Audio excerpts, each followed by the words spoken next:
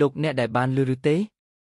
ចាស់តែងនិយាយទៅគ្នាមកថាសត្វអស្តរគឺសេះពីដើមមកជាសត្វវិសេសចេះហោះហើរដើរលើអាកាសបានតែមកខាងក្រោយក៏ត្រូវគេកាត់សរសៃហោះចោលទៅដូចមានស្នាមនៅជើងអស្តរជាភស្តាងស្រាប់តែពុំដឹងជាអ្នកឯណាកាត់ហើយកាត់នោះតើដោយហេតុអ្វីពុំមានចែងច្បាស់លោកអ្នកដែលបានឃើញឬទេសត្វអស្តរកាន់ចរិតមួយយ៉ាងជាប់ជានិច្ចគឺថាសត្វពួកនេះតែជួបគ្នាវេលាណាតែងចូលទៅហិតមាត់គ្នាជាដរាបដែលវាប្រព្រឹត្តដូច្នេះដោយមានហេតុរឿងដើមដូចម្ដេចចាស់បានដំណើរមកថាក្នុងសម័យបឋមកលប់នោះសត្វអស្តរទាំងឡាយចេះហោះច្រៀងច្រែលើអាកាសឥតទើសទាល់តែសត្វទាំងនោះពុំទាន់កើតសម្បូរណដូចសពថ្ងៃនេះទេមាននៅតែក្នុងវត្តជាយានជំនិះរបស់អ្នកបួសដែលកាន់ធម៌សុចរិតសម្រាប់ជិះហោះទៅយកចង្ហាន់នៅឧត្តរកូរ៉ូទ្វីបម្ដងមានសម័យថ្ងៃមួយនោះព្រះមហាក្សត្រចាត់អាមាត្យដាំបាយមធុបាយសយកទៅប្រគេនលោកអ្នកបួសទាំងនោះលោកក៏ទទួលទុកដើម្បីឆាន់ដល់ទៅពេលថ្ងៃត្រង់តែម្ដងហើយបានទុកដាក់យ៉ាងប្រយ័ត្នគឺលោកដាក់ក្នុងសង្រែកហើយចង់ព្យួរទុកយ៉ាងខ្ពស់ចិត្តដល់ទៅដំបូលក៏ដែលរួចលោកនាំអ្នកបួសជាបរិស័ទចូលទៅស្មឹងស្មាតនៅក្នុងវិហារដើម្បីថ្វាយព្រះរាជកុសលដល់ព្រះមហាក្សត្រដែលជាម្ចាស់ទានលុះចប់កិច្ចហើយលោកក៏នាំបរិស័ទមកកាន់កុដិវិញនៅឱកាសដែលលោកប្រជុំស្មឹងស្មាតនោះសត្វអស្តរធំក្លិនក្រអូបបាយមធុបាយសទ្រាំពុំបានក៏ហោះចូលទៅក្នុងកុដិហើយគយគុណរកស្រង់តាមក្លិនទៅឃើញបាយមធុបាយសព្យួរទុកលើសង្រែកក៏យកមកបរិភោគអស់រលីងឥតសេះសល់ហើយហោះចេញទៅកាន់ទីកន្លែងរបស់ខ្លួនវិញ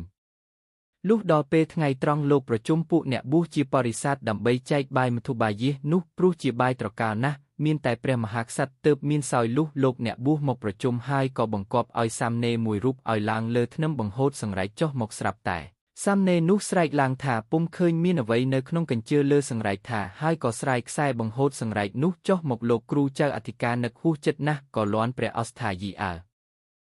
ងអត់ចង្ហាន់តាំងពីព្រឹកថាទុកពោះឲ្យទំនេរដល់ថ្ងៃត្រង់នឹងឆាន់បាយមធុបាយសឲ្យពេញទំហឹងតែម្ដងព្រោះក្នុងមួយជាតិកំណត់បានបាយត្រកាលបែបនេះឆាន់ណាស់អកម្មឲ្យឥឡូវនឹងឲ្យដណ្ដើមបាយក៏មិនទាន់ព្រោះថ្ងៃជ្រេពីត្រង់ទៅហើយណាហើយអស់លោកនិមន្តទៅវិញចុះចាំស្អែកសឹមបិណ្ឌបាត់ឆាន់ទៅពួកអ្នកបួសនិមន្តចុះពីកុដិលោកគ្រូចៅអធិការអស់ទៅរីឯលោកគ្រូចៅអធិការនាកាលមានហេតុនាំឲ្យមានវិតដូច្នេះហើយក៏លោកនិមន្តចូលទៅក្នុងកុដិសំងំស្មឹងស្មាធិដំឡើងមេឃឆាយរមិលមើលហេតុភេទទៅឃើញច្បាស់ថាមានសត្វអស្តរមួយហោះចូលមកបរិភោគបាយមធុបាយសនោះអស់ទៅទើបលោកហៅប្រជុំពួកអស្តរទាំងប៉ុន្មានមកពិសោធន៍ក្នុងចំណោមអស្តរទាំងនោះអស្តរជាទូចោក៏ចូលមកប្រជុំដែរតែអស្តរទាំងប៉ុន្មានបាននាំគ្នាបដិសេធពាក្យចោទទាំងអស់លោកគ្រូចៅអធិការក៏ជ្រាបច្បាស់ថាតួអស្តរណាក៏ចោទដែរតែមិនមែនបានផ្ចាញ់